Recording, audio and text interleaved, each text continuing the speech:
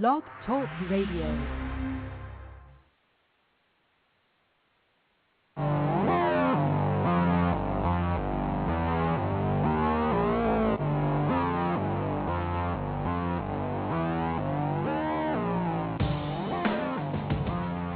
Welcome to Blog Talk Radio's The Incoherent Ramblings of C&E.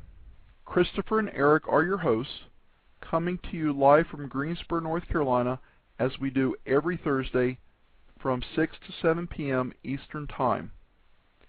Our intro music is provided from the Podshow PodSafe Music Network. Check it out at music.podshow.com. Also, feel free to email your topics for discussion, suggestions, and comments to incoherentramblings@live.com. Good evening. It's April the 9th, 2009. This is Christopher. This is Eric. And we are here live today at the internationally famous C&E Studios. Eric, tell our listeners how they can call in. They can call in by calling the guest call-in number at 646-716-6928. Yes, correct. You can also go to www.blogtalkradio.com/incoherent ramblings, and there you can get connected to all of our social networking, Twitter, MySpace, Facebook. And you can listen to us live on Blog Talk Radio. You can listen to us recorded by calling in that number. Yes, you can listen to it. So if you need to leave the house during this program, just call that number. And you can still listen to it on the fly. Yes, on the fly. And you will not actually register on our switchboard now unless you press 1. And then that just makes them register. Then they can press 1 to call, to actually raise their hand. And then we would answer it and you could talk. Exactly. So the importance behind that, before they would show up, and if they wanted to talk, they would press 1. Now they would have to press 1 twice. The first press 1 would actually register them in our caller ID. And then if they wanted to raise their hand, they would have to press 1 the second time. So for our many, on that page, you can find all of our information, call-in information. Also, if you happen to miss our show, you can listen to the archived episodes on Facebook or MySpace and Blog Talk. Or you can download them off of iTunes, exactly. And you can subscribe to iTunes, and it automatically sends you the updated new shows whenever they come available. When you subscribe, it will automatically download it. That's correct, Eric. So this is a very, we're technologically advanced here. Indeed. If you could just peek into the studios, you would see. You'd be amazed. You would be amazed.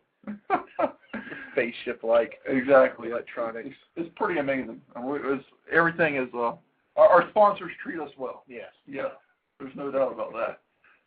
So last week we decided to try to take a little bit more positive spin. We're still doing silly and goofy stuff. And we may have a story here or there that might, be sad or something that isn't so uplifting if we find that it's newsworthy enough to go with. But basically, we're going to try to stick with things that are more uplifting, actual, heroes, real heroes. And on as many stories as possible. As possible, right. But if it's not uplifting, it'll at least put a smile on your face. Exactly. In most cases. Exactly. In most cases. Or at least it put a smile on our face. Exactly. If you don't share our same sense of humor, shame on you. And then shame on you. So Eric actually has some really good, he has some stories. One, I think he's going to share with us about a transplant that's heroic all the way around. Yes. It was combined effort. Yes. To save someone's life, and so just ruin it. Well, I didn't get any of the details away. No, you didn't. How about sharing that with us? All right, we'll start there. If you could do that for us, please. Sure. This comes from Casper, Wyoming. Plow clears way for transplant patient. In Casper, Wyoming, on April 7th, Chuck Forbes had battled liver disease for half of his 59 years. When the time finally came for a transplant, a blizzard blocked his route to the hospital until a slew of snowplow drivers saved the day. He, let's see here. Forbes was undergoing transplant surgery Sunday at University of Colorado Hospital. let's see here. I was trying to find where he had been on. She said he had been on his wife said he had been on a transplant waiting list for about a year when they got a surprise call, coming totally out of the blue at 7:30 in the morning on Saturday morning. They had already made it all the way to Wheatland, some 250 miles southeast of their home in Meetiste, when they encountered a road closing barrier Saturday afternoon. A bit panicked, Ruth Forbes called 911. The operator said the road was closed, and they'd been forecasting the storm all week. It was whiteout conditions. They told him to hang on, and the patrolman would come to him. Trooper Chuck Bloom arrived, talked to the couple, then returned to his patrol car. He came back to our car and said, if you wait right here, the area boss for Wyoming Department of Transportation will be right here. Ruth Forbes said in a matter of 10 minutes they had a convoy of plow trucks. The couple followed nearly on the bumper of a plow truck from Wheatland in whiteout conditions. Other trucks joined into their caravan to plow a wider path. In Cheyenne, one plow led them through the city. South of the city, another snowplow driver got him to the state line. In all, the escort involved 8 snowplows and covered some 80 miles. Anyway, to make all of the long story short, they made it to the hospital in just enough time to get the transplant done. Wow. So it was definitely a collaboration. Absolutely. It's a long story. I was trying to paraphrase. Sure. Well, and when I have long stories, I paraphrase also. But anyway, I was touched by that one. No, that's a good one. Group effort. So, Meetiste. Meetiste? Meetiste. That's how Beavis says it. Oh. In the Beavis and Butthead America. Well, if he said it, that's got to be right. You know it. Meetiste, Wyoming was having whiteout conditions last Saturday. Yes. But it didn't keep this gentleman from getting his liver. No, he got his liver. And I, according to the story, is doing well. Yes. So that's an excellent story. And it's a good story because, I mean, it was a situation, if people had not, if one truck had helped, I probably would not have been enough. Right. Probably would not have made it to the hospital. If the patrolman hadn't tried to get to him. Right. So they had, many people were coming together to try to make this happen. Going above and beyond. Above and beyond. Yes. Yes, and that's a good thing. You know, we're trying to restore our own as well as our listeners' faith in mankind. Yes. That's what we're doing with the show. These are tough times. Tough times. And we're doing what we can to survive. To survive. And speaking of surviving, I have a story of survival. Yes. It's a good story about surviving. Dog eats baby goats, survives on a remote island. I immediately tagged the story because I found that amusing. But it's a cute little dog. As our listeners know, we both love dogs. And baby goats are delicious. And they are. They really are. They are delicious. And here is an Australian cattle dog swam to shore after going overboard. Basically, I was wondering how he got on this remote island to begin with. Well, and I will tell you, he was out with his owners, and they were on the boat. Seas got a little rough, and Sophie Tucker, that's the dog's name, went overboard. The owners took quite a bit of effort to find Sophie Tucker, and they were not successful. Over the side, they figured after about an hour of searching, it was a lost cause. You know, either drowned or eaten by sharks, something like that.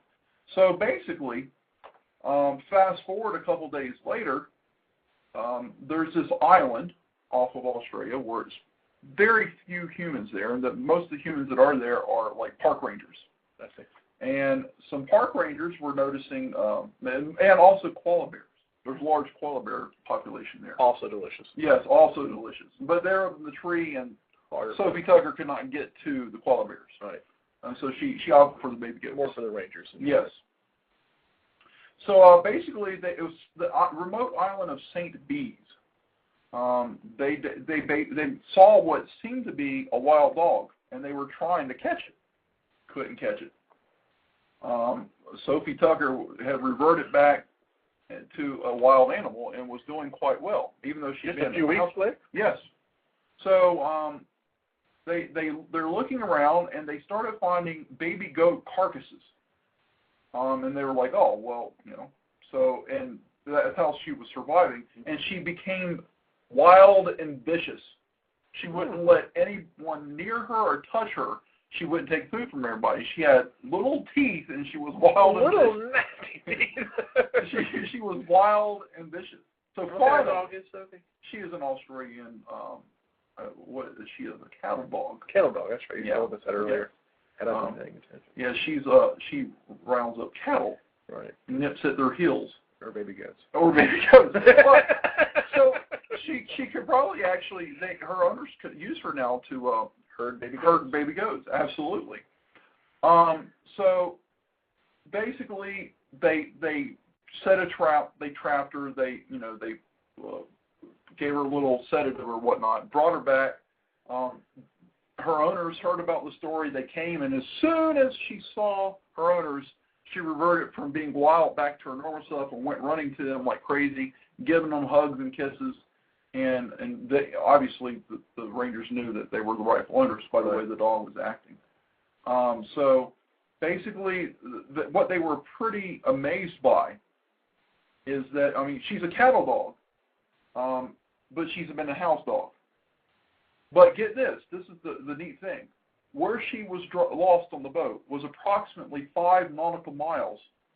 I was going to ask that question. From the island. Had to swim. So she swam approximately 5 nautical miles in shark-infested water to make it, devoid of any, GPS or map or compass or whatever, just the innate ability God gave her, out in the ocean, somehow manages to swim 5 miles to an island. In the middle of the ocean. In the middle of the ocean, not eaten by sharks, doesn't drown, and the seas were pretty rough. That's how she went overboard. She was able to make it there, and then once she got there, she immediately adapted.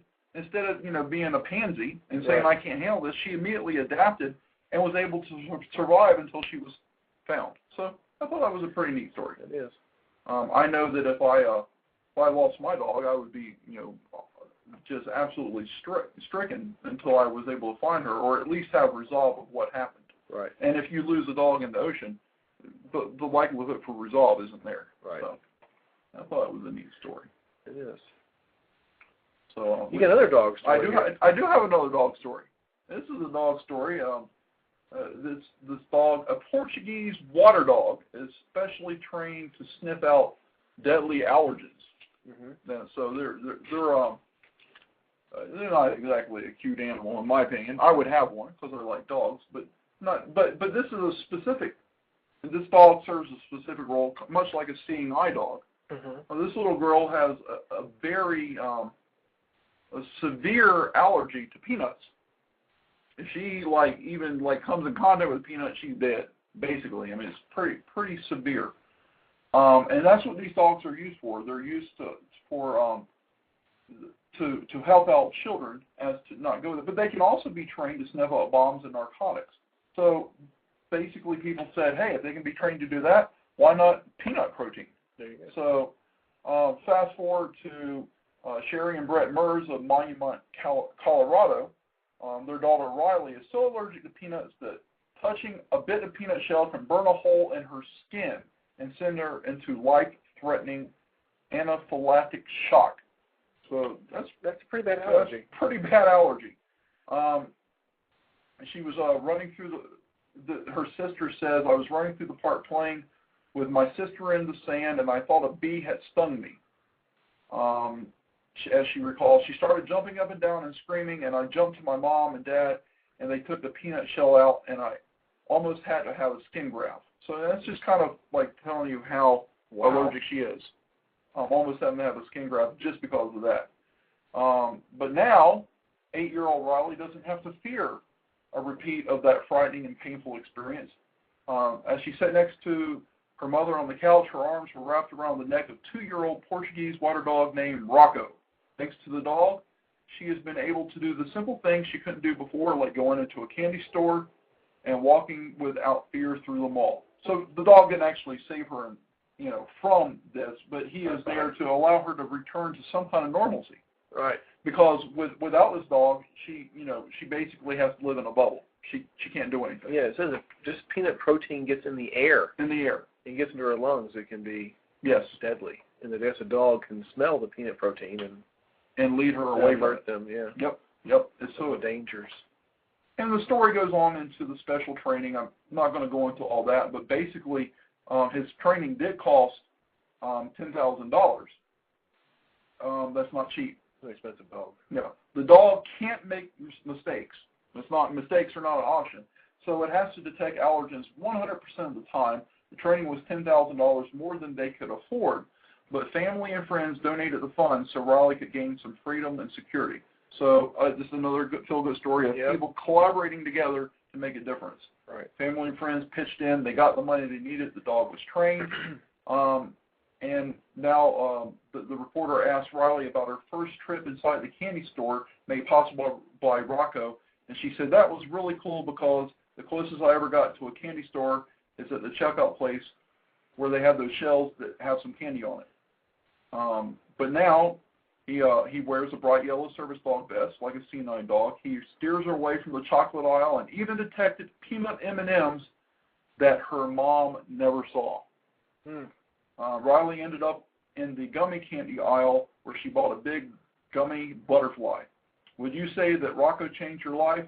The girl hugged her pal and guardian, smiled, and replied with feeling, I would say that. So, cute little story about people coming together. I mean, it sounds silly to say, well, this so she can go to a candy store and stuff like that. But basically, without this dog, she's trapped in her home. Right. Like a prisoner. Right. So. Well, another story of people coming together. Okay. This comes after, this is kind of good news after a bad story. Okay. So, I guess sometimes tragedy brings out the best in people. Right. Well, this probably guy here, he's probably going to get the Sheep Award because this comes from a local story too. It's from King, North Carolina, which is just right outside of Greensboro. Right. Pennies pilfered. There was some elementary school kindergartners who had saved and scrounged and come up with 70,000 pennies. Wow. In order for the class to take a trip to the North Carolina Zoo. Okay. Okay, so that's $700. Mm-hmm.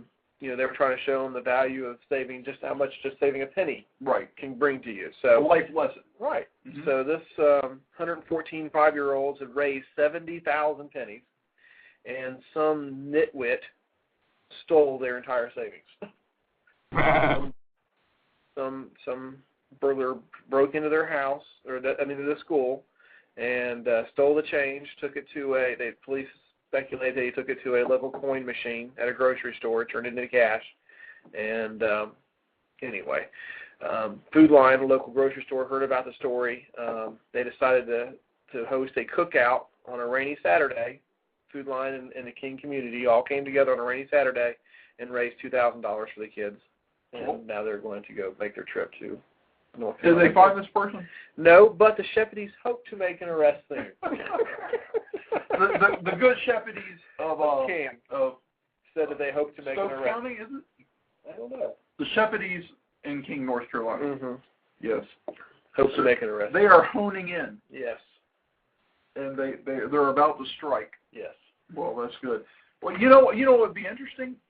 If Steppenwolf is listening, Steppenwolf, this would be a perfect reason for you to come out of retirement. It absolutely would. And find this. These are North Carolina superheroes. Yes. I'm sure everybody knows. Yeah, I mean, it's like Batman, Superman, Spider-Man, and Steppenwolf. Right. I mean, he walks in that circle. Yes, he does. Even though he's retired. But this would be a perfect opportunity for him to come out of retirement. I mean, seriously, when I was about 14 or 15, I came home from school one day. It was a couple weeks before Christmas. The door was bashed in. I go in, and some jack-in-the-box had come in and stolen all those Christmas tree presents. They didn't steal anything else in the house. No TVs, nothing, no jewelry, nothing else. They just came in, took out all the presents from under the tree, and then left. And I mean, that's just bad. That's just work. It's Grinch-like. It is Grinch-like. That is definitely Grinch-like. But here's a person. These kids are learning a life lesson about the value of a penny, right, which some people won't even stop and pick a penny up. They've learned this life lesson. They've actually worked towards and earned their field trip. Right. And this jack-in-the-box goes in and steals the money. I have no use for him. No. If you are listening, sir, shame on you. Absolutely. That's putting it. And we don't want you as a listener. No. We don't. If you're turn off now, quit listening to our show. Or call in and give us your information. We'll send Steppenwolf your way. So that stuff like that gets me riled up, Eric. I'm gonna have to take a deep breath and calm down. It makes me angry. It makes me angry also. Right. You know, Eric, if I called you up and said, you know, my car is in the shop. You want to borrow my Ferrari? Yeah, borrow. Well, I wasn't going to let our listeners know, you know, about all the cars you have in your private garage. Right. I was just going to say your car, but yes, you know, if I called you up and said, I need to borrow your car, can I borrow your Ferrari because my car is in the shop? You know, my Lamborghini is in the shop. Right. And you were like, yeah, sure, Chris. I mean, most often, if you loan someone a car, you know them. Right. You have to be good friends with them or at least a very good acquaintance, and that you know that you can trust them. And if you are the borrower, you would take much care, right, to make sure take more care of their car than if it was your own. Exactly, because you would not want anything to happen. Well, here's the story: an employee's boss, a lady borrowed her boss's Ferrari. She's not hurt, but he's upset.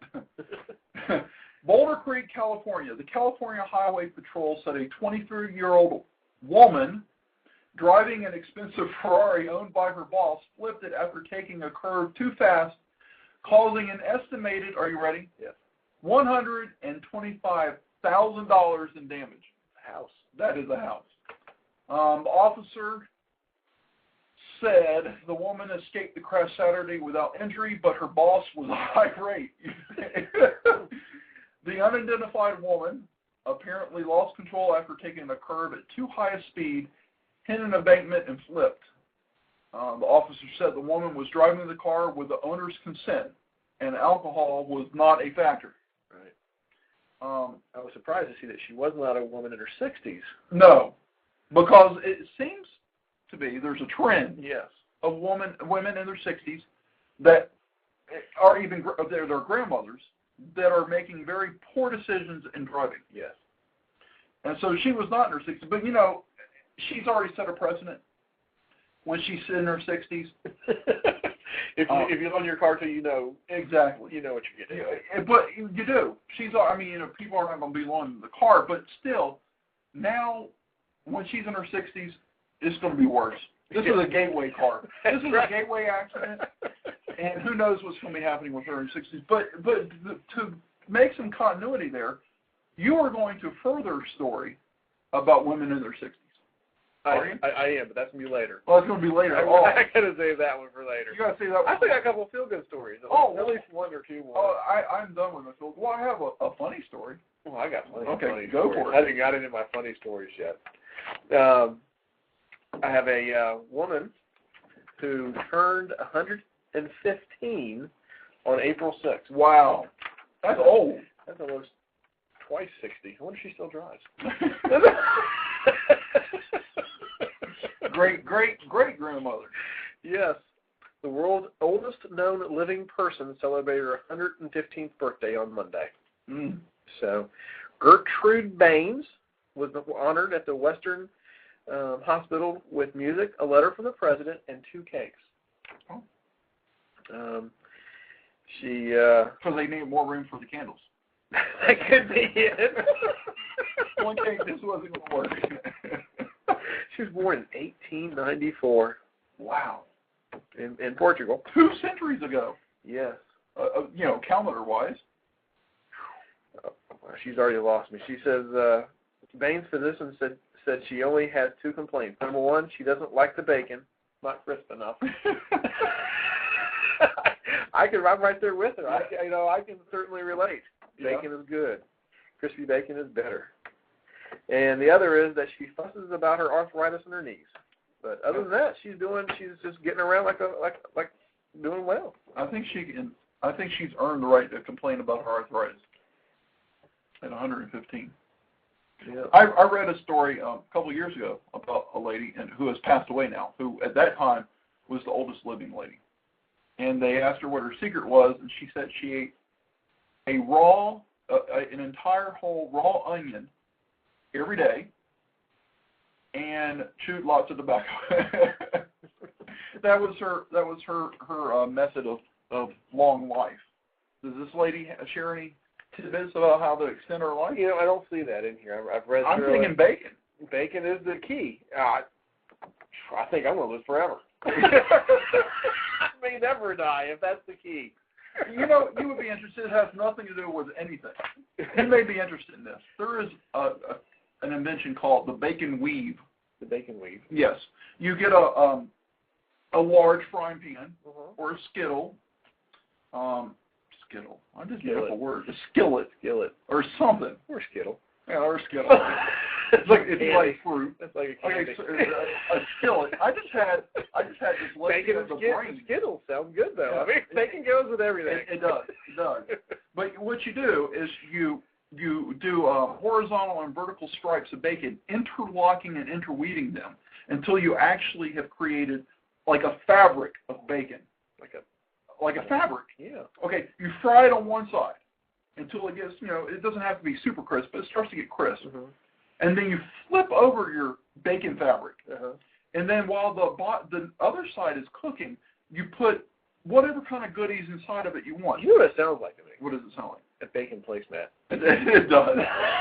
In fact, it looks like a bacon placemat if you see it. But what you do is you put in some scrambled eggs, some onions, some peppers, some cheese, ham, roast beef, whatever you want. You put it in there, and then after it's cooked on the bottom, you roll it up. And you always put cheese on as the last thing. Right. You roll it up. Gravy. And then you get gravy. Chicken, Captain Crunch. Steak, beef stew. And then you roll it up. And put it on a stick. And then you can place it on a plate or a platter, and then you slice it, much like you would slice like a pecan log or something like that. And there is a full, healthy meal right there, all in one slice. Life-changing and saving. Yeah. I mean, it might make you live forever. You just had that every day. The bacon weave. So I'm in love with this invention. Where do you get one of these? You make it. You have to make it yourself. You can't go to a restaurant. No. You go to the store and you buy a couple pounds of bacon and cheese and whatever else you want in it. I know what I'm doing tomorrow morning. And if any of our listeners are interested, I do have some web links I can send to them. Okay. With pictures and step-by-step instructions, and you actually see the bacon in the pan and the person, they flipped it and they put their goodies in. I might dream about this tonight for real. Am I drooling? Because I feel like I might be drooling. It is pretty awesome. It is. When we go camping. Where did you find this? On tnation.com. It's a great site. All kinds of nutrition. Very bacon friendly. Yeah, it's a very bacon friendly site. It is. Everybody there loves bacon because everybody should love bacon. If they don't, if they were allergic, then that would be a sad life. Right. It would be. So that's completely off topic. But for our bacon, anytime you want to talk about bacon, it's always on topic. If anybody is interested, send me an email at incoherentramblings@live.com. And we will be more happy to get that. I think we should make a YouTube link, video of us making one of those and post it out there for our listeners. We could do that. To see that, and we could make an actual bacon weave. Yes. Wow. Yes. I can imagine the people that would. That could get us on HGTV. I believe so. Or the Food Network. We would have to give credit. Well, I don't think that. I mean, it's not. There's not like a chef that has it patented. No. It could be our version of the bacon weave. Absolutely. The C&E bacon weave. That's right. There you go. Well, we're going to have the official breakfast food of C&E. Exactly. Bacon. Bacon weave. Yes. And you know what? We should do that. We should have one, a Christopher and an Eric bacon weave because we may not want the same things in our weave. We would probably still eat, Yes. But we may want to have our own. So I think we should do that. It's a good idea. We'll film it and we'll put it out on YouTube for our listeners. Absolutely. Or a website or someplace on the World Wide Web where our listeners can go and download and watch. And drool. Because bacon is awesome. Yes. Bacon, we could have a show on bacon. We could. On nothing. We could get some, like, hog farmers. We get some, like, people in the restaurant business. Mm-hmm. I know of a guy, we may be hearing from him in our show today, that loves bacon. In fact, this guy loves breakfast. How much he sings about breakfast. I don't know if I've ever met anybody that loves breakfast to the extent that this gentleman loves breakfast. Well, and this was actually sent to us by a listener. He was. It was. I'm looking forward to hearing it too. Yes. So keep around for the No Mo Breakfast song. No Mo Breakfast song coming up soon. Yes, coming up soon. So the last feel good story I got, and I'm going to cut it short just because feel good is good. But some of these funny stories, we got to make sure we got time to get. Yes, we missed out on too many last week. Laughter, the best medicine. It is. But I did want our hero of the week probably. Yes, hero of the week. I'm not sure it's a hero because she did what she should have done anyway. But temptation is strong, and as you pointed out, times are tough. Yes. And this could have potentially been like non-traceable. So I would say not necessarily hero, but definitely did the right thing. Absolutely. This happened in Los Angeles on April 8th. As a woman was leaving the post office, her name was Talon Curtis. She thought she found one of those gimmicky sweepstake offers on the ground. She screamed something like $357,959.55 in big, bold letters. This is not a real check, she thought, but it truly was. It was actually a certified check that somebody had actually lost in the parking lot. Made out the cash. Made out. Wow. Yeah. So a real cashier's check with a real signature. So she could take it anywhere, cashed it. That's incredible. $357,959.55 would have been hers. And she did the right thing and turned it in. Yep. She could have flown to the Cayman Islands or to Geneva and deposited this, and nobody could have touched her. Yep. Absolutely untouchable. Yep. No, I'm not advocating that. I'm just saying she could have done that easily. And I'm sure the thought would have crossed my mind. Sure. She says, I couldn't believe it. I almost passed out. She worked as a loan negotiator. She said, I've never seen a check that big, at least not in my possession anyway. She immediately set out to find the rightful recipient, but it was Saturday afternoon. The banks were closing. On Monday, with help from a local TV reporter, she located the check's owner, who had arrived at her bank in panic. Mm. So she said, I think we walked in the bank at the same time as the other person. She heard that commotion and, right. Of course, went over there. And she said she never thought about keeping it for herself, not once. They offered her a $1,000 reward, but, she didn't take it. Right. And that was it. Wow. Well, not a hero in the true sense of the word, but still admirable. Yes. Definitely. Well, that's about half of our show, and now we're going to get to some funny stuff. Yes. Because it's also good. It's good to laugh. It is. Why don't you share something with us? All right. This is a good story. Okay. 60-year-old woman. She's in her 60s anyway. I'm embellished a little bit. I think she's 69. Right. She gets into 3 car accidents in 1 hour. This was kind of building off our show last week where we had several women in their 60s. Right. Grandmothers we mentioned earlier who were not the greatest behind the wheel. So don't forget Elvis from about a month ago who had like 68 violations in one day. That's right. Yeah. So multiple, yeah. Yes. It's a German woman. Mm-hmm. She was involved in 3 car accidents in less than 1 hour. A total of 7 vehicles were damaged, and she suffered only slight injuries from the series of mishaps. The 69-year-old woman from Berlin first crashed into 3 cars while trying to pull out of a supermarket car parking lot. And then she accidentally stepped on the accelerator, sped across a lawn before crashing into a nearby house. Hmm. So she was then taken to the hospital in an ambulance that was then struck by a truck.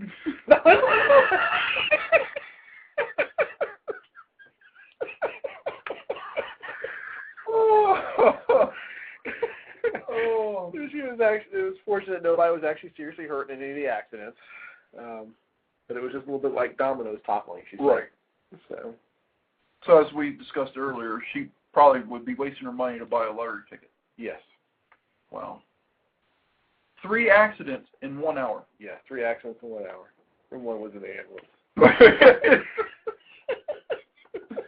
Well, I have a follow-up from last week. Okay. Are you done? I am. That was one story. I have a follow-up. Actually, not last week. A couple weeks ago, we had a story about a young man from Florida that got suspended from school for releasing a very foul and putrid flatulence on the bus. Yes. Well, now we're taking it to a new level. Not just getting suspended from school. Here we have a man with flatulent problem get stabbed. He was eating with a friend in a motel room when he was injured. Waco, Texas. That says it. A man was stabbed after causing a stink, literally, in a motel room while eating with a friend. 5 men from Houston were sharing the motel room Tuesday night, and 2 were inside the room eating. One had a flatulence problem. One man was so upset about the gas that he threw a large knife at him, cutting his leg, and then stabbed him in the chest. The 35-year-old man was transported to a hospital, did not have a wreck, where he was treated for what appeared to be non-life-threatening injuries. Jose Raul Ramirez, 33 of Houston, was charged with aggravated assault with a deadly weapon. He was arraigned Wednesday and was being held in the county jail on $15,000 bond and placed on an immigration hold according to jail records. He cannot be released even if he posts bond until authorities verify he is in the country legally. A jail spokeswoman who declined to give her name said she was not allowed to release information on whether Ramirez had an attorney. So this guy, if this guy were friends with us, you and I would have been stabbed several times. I might not be with you today. We would both probably be in the hospital right now. So this guy, I really don't see. There had to be alcohol involved or drugs, and they just didn't have that in the story. Because how can you be with a friend and be so angry at their smell they've created that you would throw a knife at them and then stab them? That just doesn't seem to. There's something missing from that story, but still, I thought it was funny because I'm sophomoric, and anytime we talk about gas, it makes me laugh. So, do you have something you could share with us? I do. I think we may have some audio to go with this one before we read it. I believe we actually have some audio. Remember we talked about how technological we are? Yes. Well, here we go. Here is some audio, a little segue. And while I'm going to mute us while I play this, and I'm going to go find a knife so I can stab Eric. Hey, Bernice and Joy, tell everyone which power wheelchair got you to the Grand Canyon.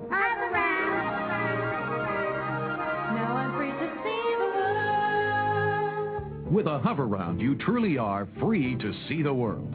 Hover-Round's award-winning compact round design makes it the most maneuverable power chair in the world. And because it's portable enough to easily fit in a car trunk and powerful enough to pull a 2-ton van, Hover-Round gives you the freedom to go almost anywhere, even the Grand Canyon. Find out if a Hover-Round is right for you. Call one of our friendly mobility specialists for a free evaluation and free Hover-Round video. Hover-Round's licensed nurses will work with you to determine if you qualify for Medicare, VA, or other insurance. With Medicare and a supplement, owning a Hover-Round could cost you little or no money out of pocket. So call now. Declare your freedom to see the world in a Hover-Round. And there we have it. The Hover-Round of mobility specialist. If you need a Hover-Round, call a mobility specialist. We have a story that includes a Hover-Round type scooter. An elderly woman had to be rescued by police after her mobility scooter sped off out of control and carried her 5 miles from her home. Eileen Bishop, 87, was on her way to church with her husband when the scooter started malfunctioning and carried her off at full tilt. Officers found her after someone reported her seeing reports of a scooter swerving across the road in part of a town miles away from where she was last seen. The bishop's husband said the scooter, which was set to 3/4 speed, had not been working properly. Suddenly, she passed me at full tilt. I shouted after her, but she's a bit deaf. I couldn't chase after her because he had just had triple dry vent surgery.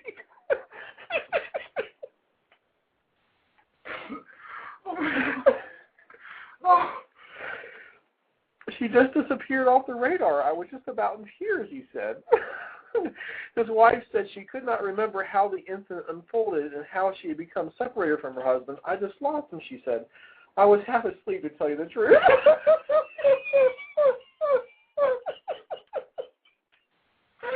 Oh, my God. The community support officer rode the scooter back to the police station, which took him about an hour.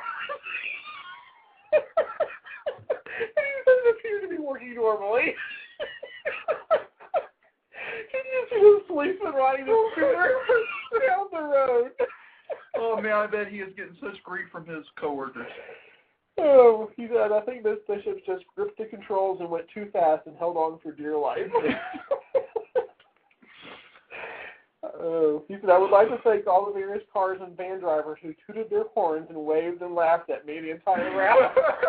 That was a police officer.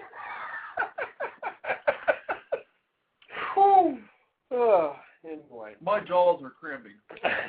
Trying to keep from laughing. So, they're going to start offering training sessions to put riders through their paces on obstacle courses to help them learn to avoid collisions and control scooters better. Mm. So let me get this straight. They were on their way to church. Yes. To get on separate hover rounds. I don't know if the husband was on a hover round or not. Maybe, he may have been walking. He may have been walking. Because he said he couldn't go after her. Okay. Right. Okay. So they were on their way to church, and she was on the hover round. Correct. And she ends up 5 miles from where she started. Where she was last seen. On a hover round that appears to be functioning correctly. Yeah. It goes a top speed of 8 miles per hour. Wow. Dangerous. That is dangerous. Scene, my favorite movie, a comedy movie, Dumb and Dumber. There's a scene where there's a lady on a hover round, and Jim Carrey is asking her to watch his stuff while he goes back into the store because he forgot something. And he's getting ready to leave, and he comes back. He goes, "Senior citizens, though slow and dangerous behind the wheel, still serve a purpose."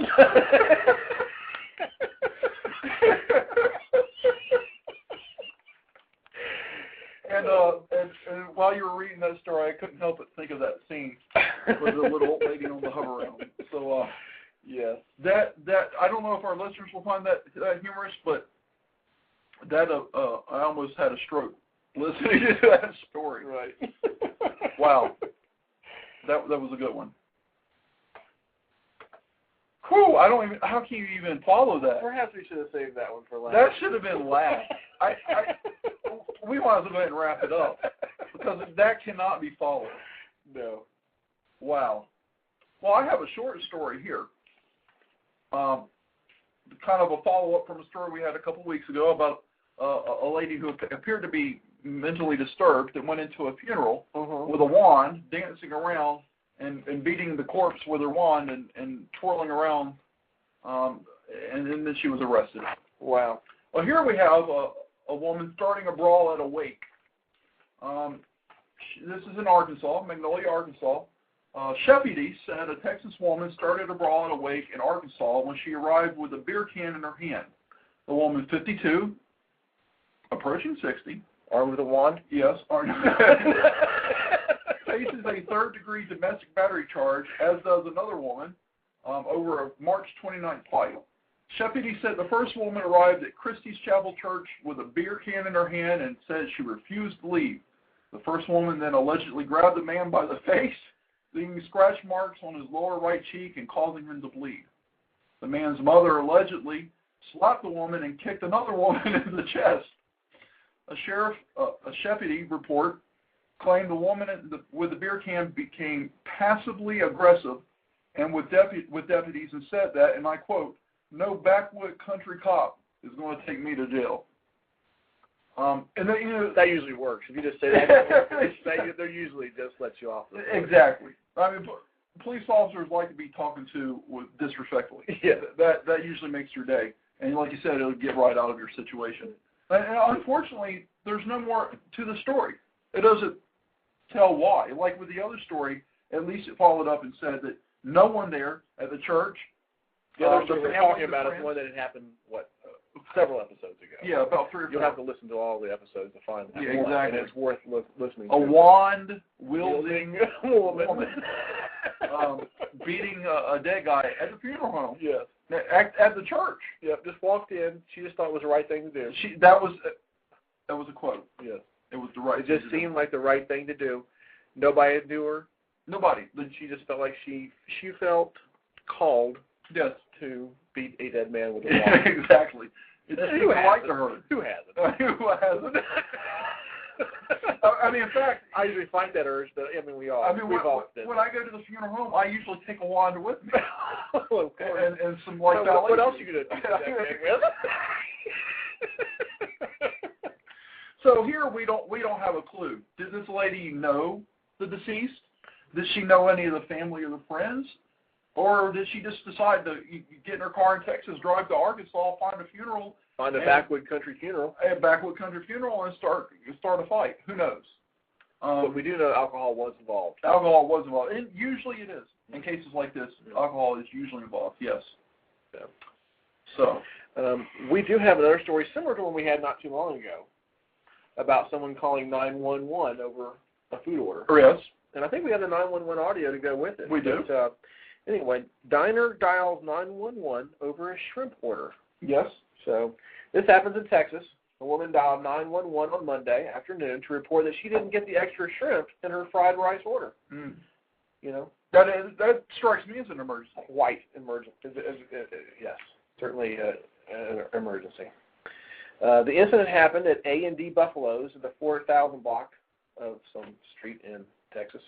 The restaurant employees said the woman originally left with her order. She left with her order, yes, then came back claiming she didn't get her full $1.62 worth of extra shrimp. Mm.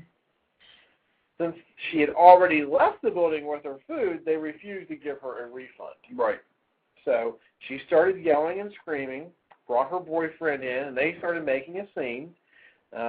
The restaurant, they said the restaurant's attorney. The employees said that the woman was irate and called 911 to get help from the police. Mm. So, always get the extra shrimp fried rice, she said. So I said, I'm going to get, she says, I always get the same shrimp fried rice. So I said, I want to get extra meat this time.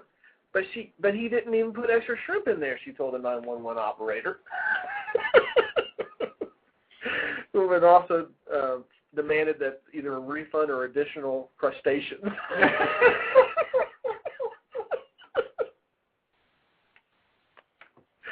Oh, anyway, I think we actually have the call. We go with. We have the 911. I'm probably not doing it justice. Yeah, well, we'll just actually listen to it. Okay. This is the actual 911 call of this truly urgent situation. Yes.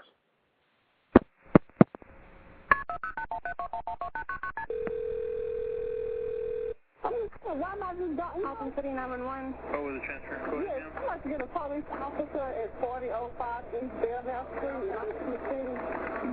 4005 East Belleville? Yes. Okay, A&D Buffalo? No, man, because we said we're going to come up to the house. Hello? Yes, hello. Okay, are you at A&D Buffalo? Yes, ma'am. Okay, what's going on? I had purchased some shrimp fried rice up here. I always get the shrimp fried rice, so I said I'm going to get extra meat this time. But he didn't even put extra shrimp in there. And I asked him, can you give me extra shrimp or can you get my money back? And he started hollering. So I just said, I'm going to call the police. Okay, well, I'll get somebody out there. And how long? Cause I don't know how long, as soon as I can. Okay, well, it's going to be... What got to happen? I'm sorry? What got to happen?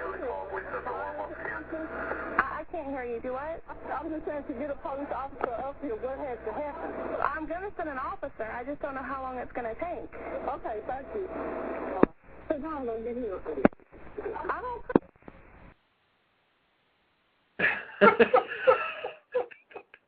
What's worse, Chris, is the police got there within minutes, which is not even an emergency. Right. And they do actually send the police. And the police come, and the lady's already gone.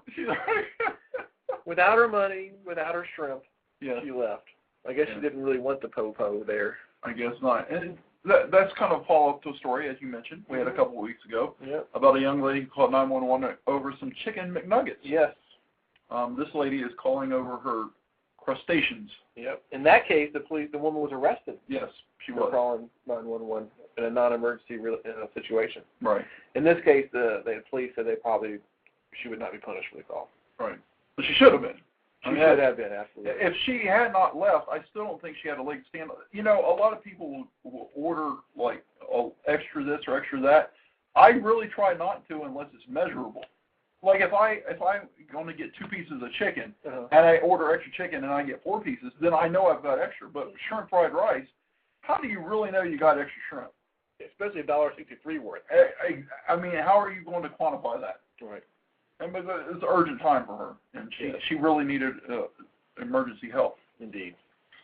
So do we have time for our food-related song? Oh, I think we do. I think we got to make time for that. We got to make time for it. This was actually sent to us by a listener. Another reason to put it in there. Yes, another reason. This was sent to us by a listener. Plus, it's about bacon. So. It's about bacon. Well, it's about all manner of breakfast food. And this is not a joke. I need to preface this. This video is not a joke. No. This is a gentleman and a lady, and I don't know if this is his wife or not, but anyhow, it's a gentleman and a lady, and they are singing the song, and he's absolutely, positively sincere. And it's a song about when you die, you're going to heaven, and when you go to heaven, you will no longer need earthly things to sustain life. Right.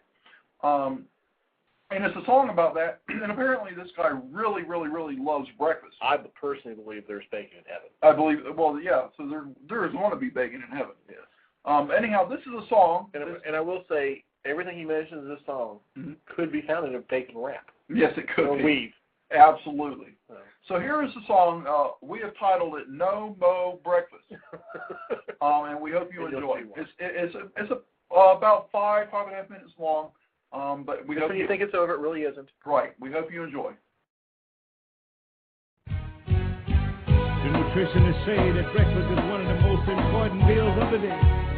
It helps to perk us up and get us on our way. But there's a kingdom coming that's part of God's plan when God's word is all we need to feed man.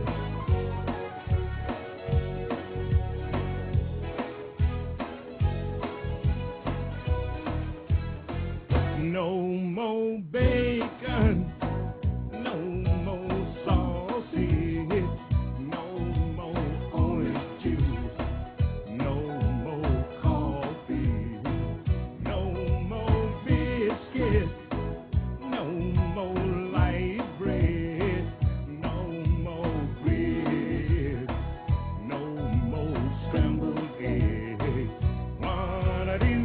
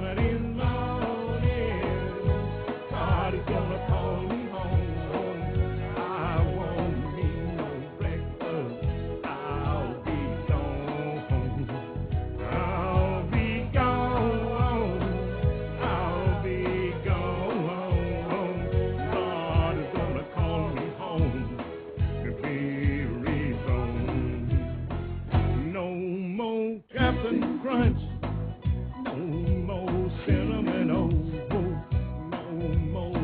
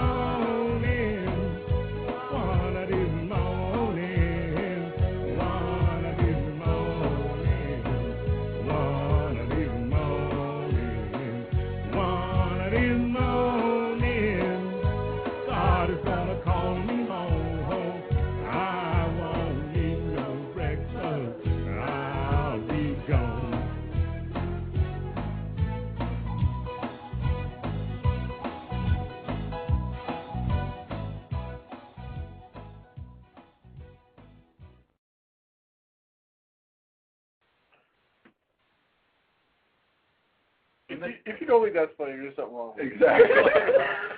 and actually, if you actually saw the video, it's even funnier. Yes. It's even funnier to see the seriousness of this gentleman singing about grapes of nuts. Grapes of nuts.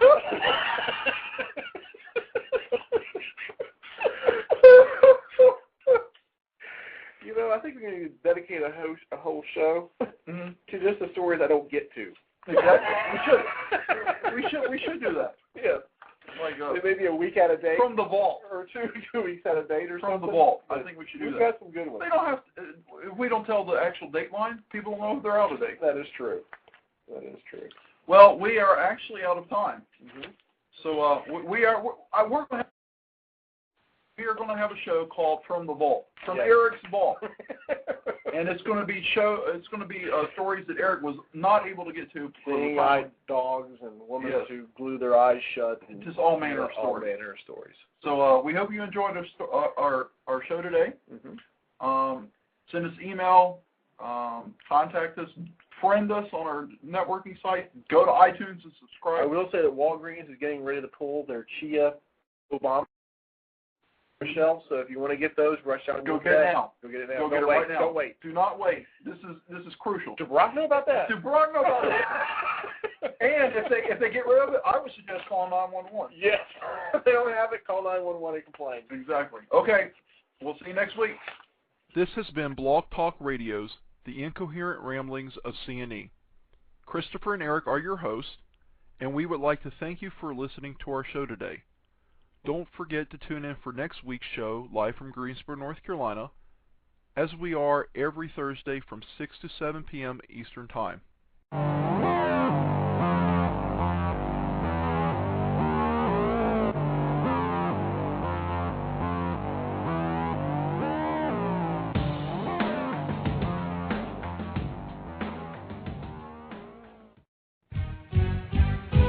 Nutritionists say that breakfast is one of the most important meals of the day.